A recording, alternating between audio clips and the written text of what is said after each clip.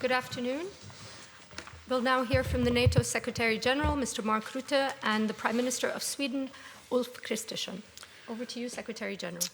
Yes, Prime Minister Kristersson, dear Ulf, I'm delighted to welcome you here in Brussels today. And this is for the first time for me in my role as NATO Secretary General. Today marks 1 year since the terrorist attacks in Brussels. And you laid a wreath this morning to commemorate that moment.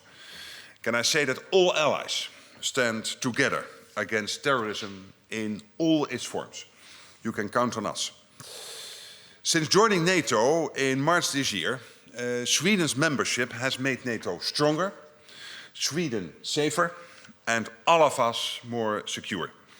Sweden's membership has strengthened our security in the Baltic region and the High North, and Sweden makes valuable contributions to NATO on multiple fronts.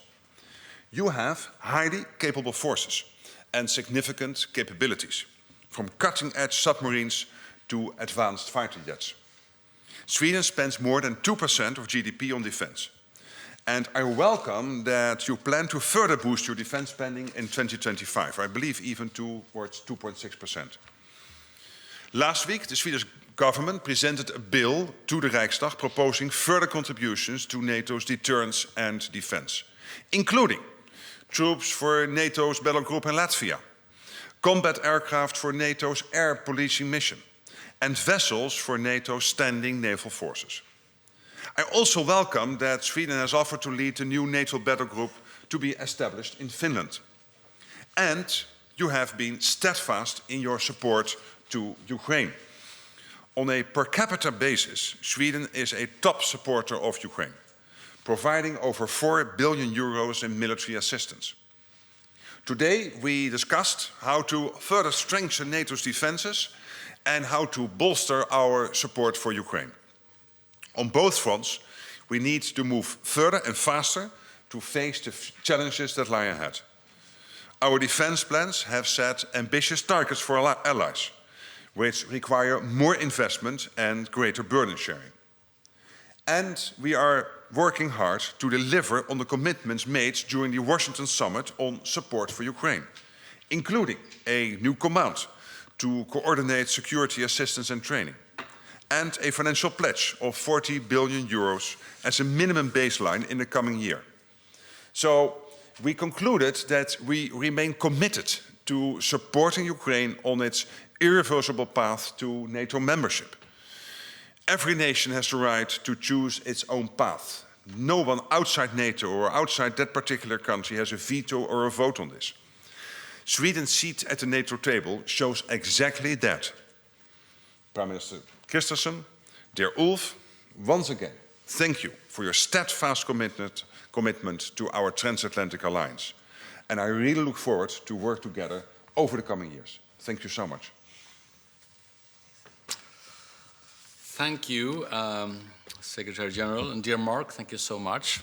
We really feel invited and we really feel welcome here. First of all, congratulations to your new and important task as a NATO Secretary General. Important in itself, and as you know, you have Sweden's full support in these duties. I also look forward to continuing our cooperation in the same spirit as we have been able to cooperate as Prime Ministers.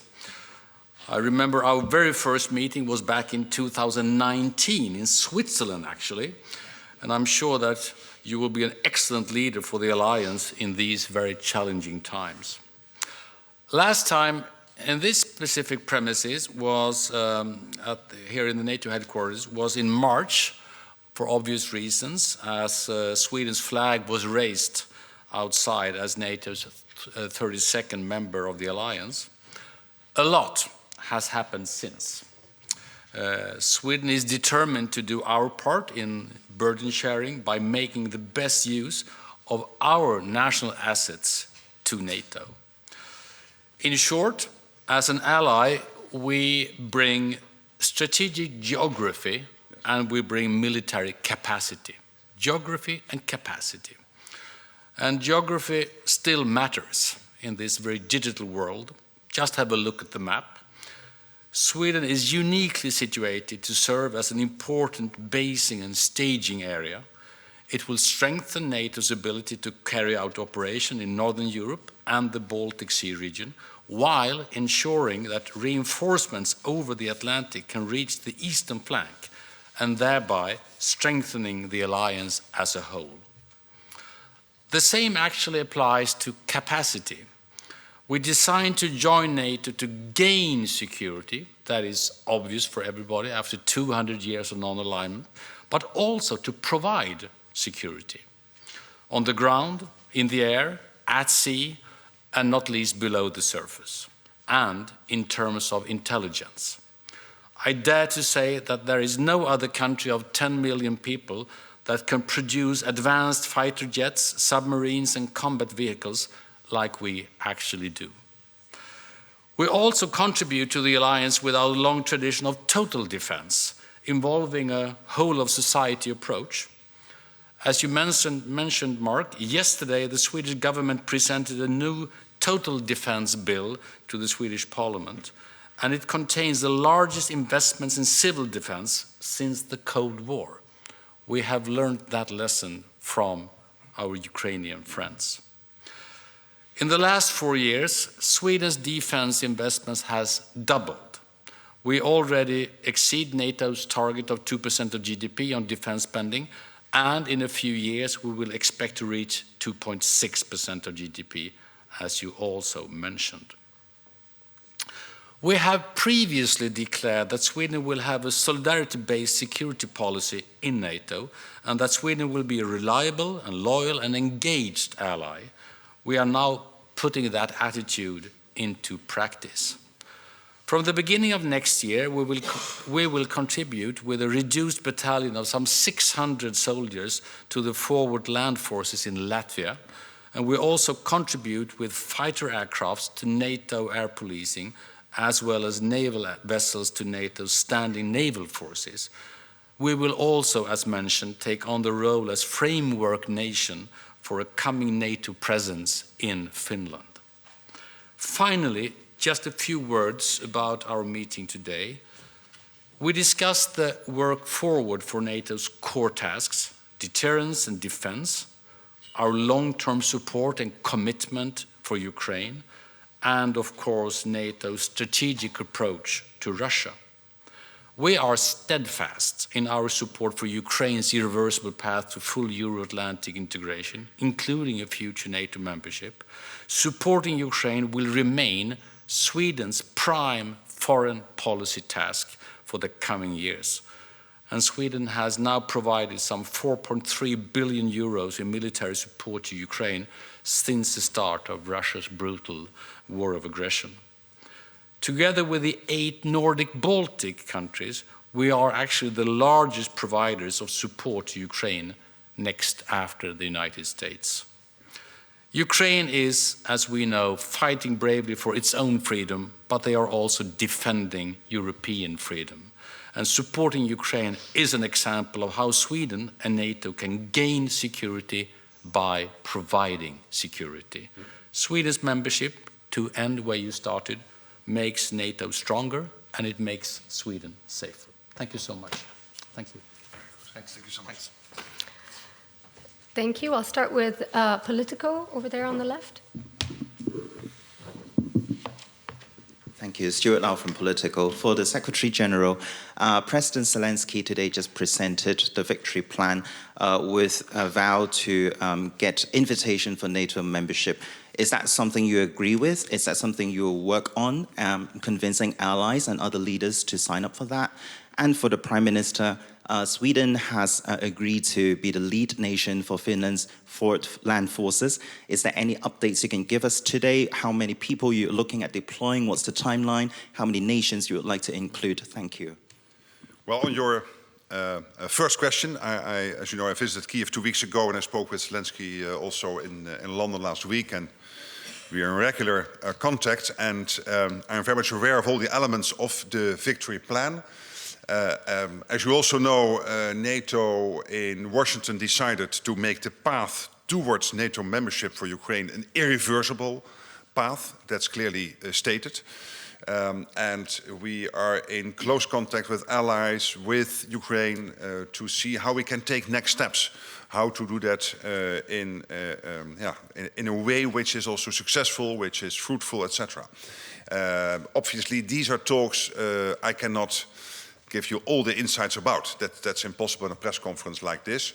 But the victory plan, of course, we very much are debating with them and using every opportunity to take that one step by step further.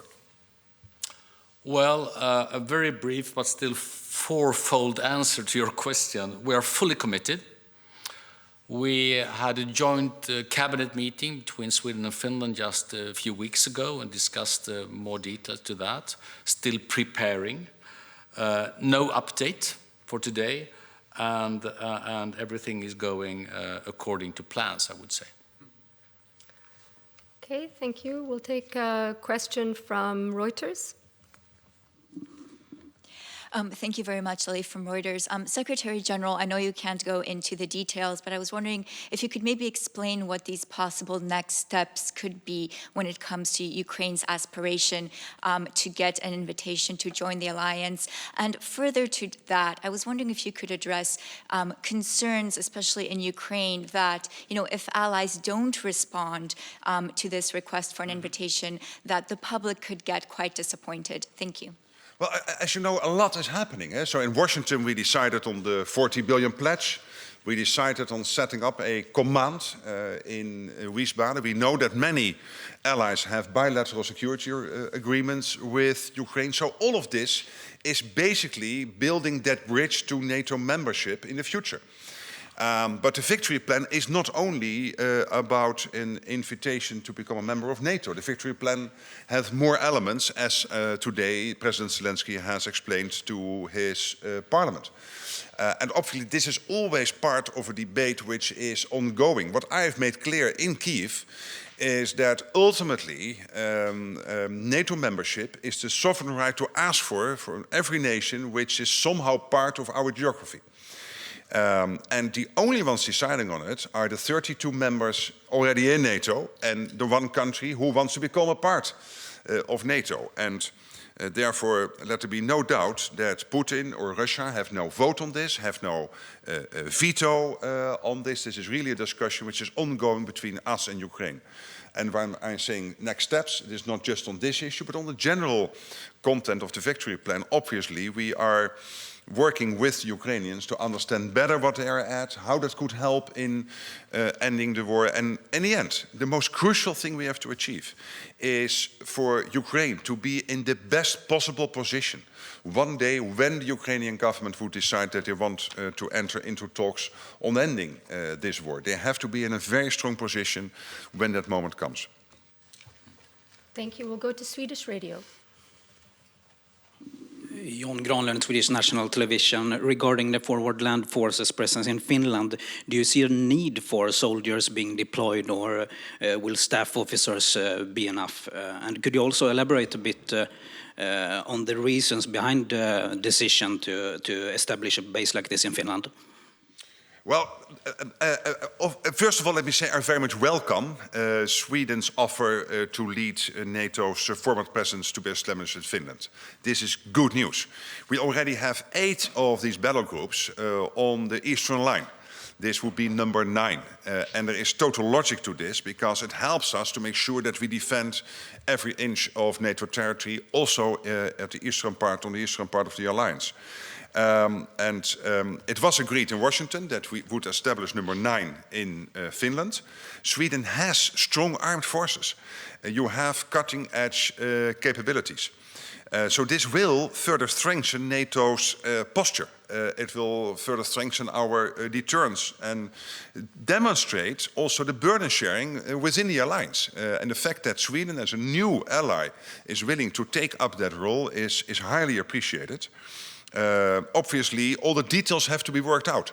We are not there yet. And that's something which is also being discussed between Sweden and Finland. And last week we had the visit here of President Stubb, Alex Stubb of Finland, and we discussed this also at length, and they are extremely grateful for this offer having been made by Sweden. I had a telephone conversation with Alexander Stubb, the Finnish president, the other day. I mean, it's kind of quite natural, even though we always stress that Sweden is a NATO ally with a 360-degree perspective, always underlining that. But at the same time, kind of entering this more operative cooperation within NATO is very natural to make our first steps in terms of Latvia, in terms of Finland as well, where we already have so much of ongoing cooperation. Okay, this time to Swedish radio, second row. For the second time.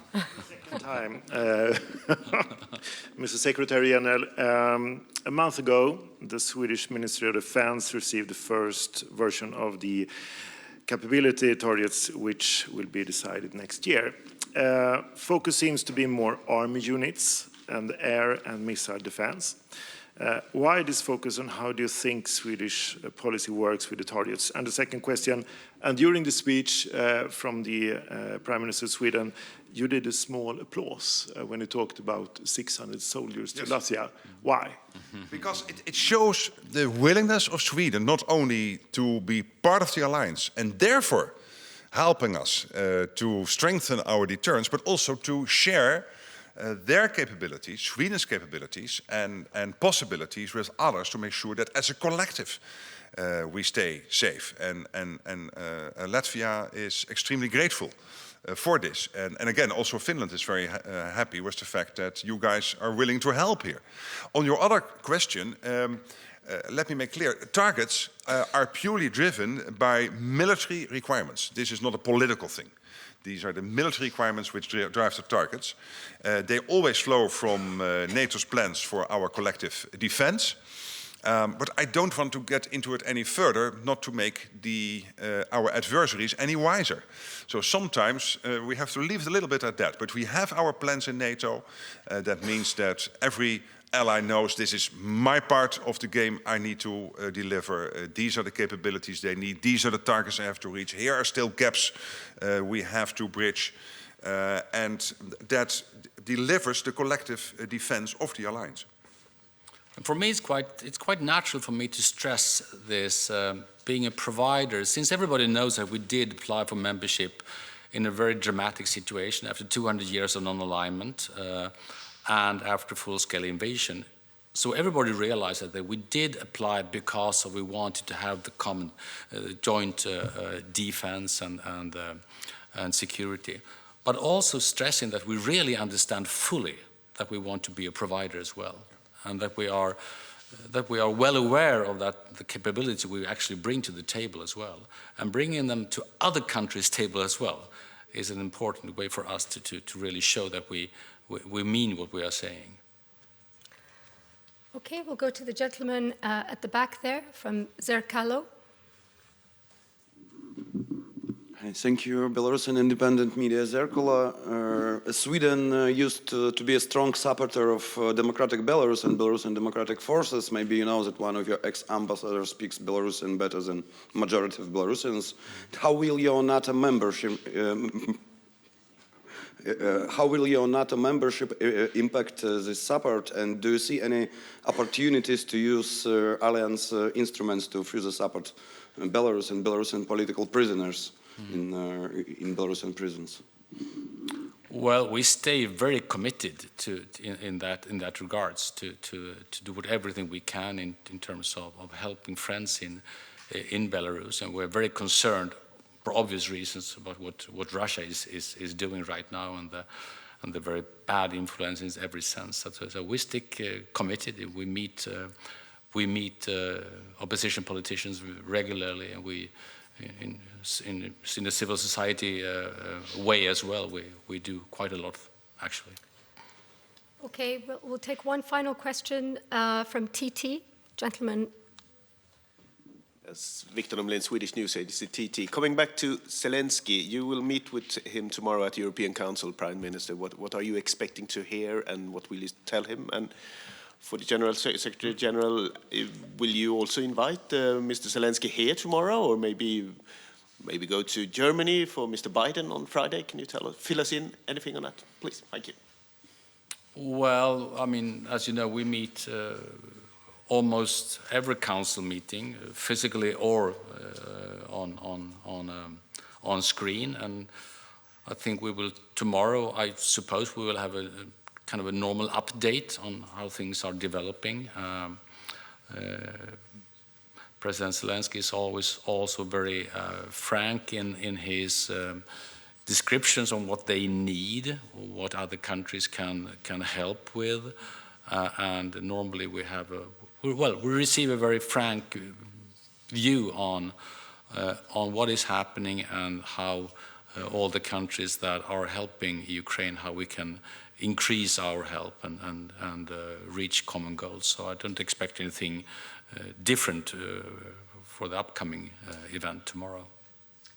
Well, what I know now is that Zelensky will visit the European Council. Whether anything else is planned, we have to wait. And on Friday, I myself will be chairing the defense ministers' meeting and then have further engagement. This whole visit, I think, as I understand it, of American President Biden to Europe is a shortened state visit because of the terrible effect of the hurricane in Florida, through which he had to, of course, cancel his visit to Germany and also to Ramstein last week. And we completely understood that the priority now was with the American people. So this will be a shortened visit. I will be here chairing the defense ministers meeting on Friday. We have extensive discussions on the agenda.